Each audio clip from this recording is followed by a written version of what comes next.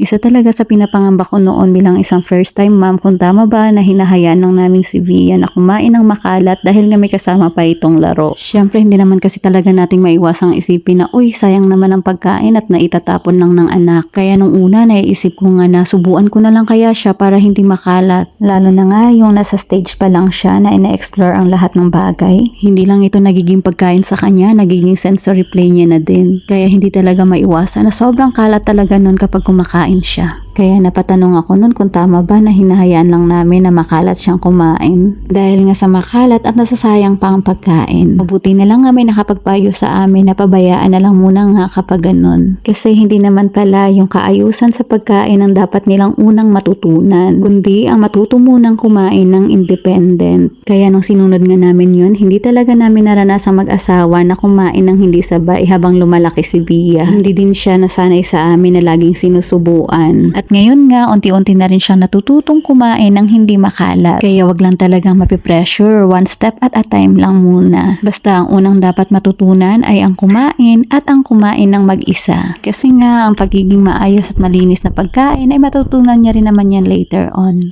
Hindi natin sila kailangang madaliin na dapat ay matutunan agad ang lahat ng bagay. Ayan lang muna for this video. Sana ay maging blessing. Thank you for watching.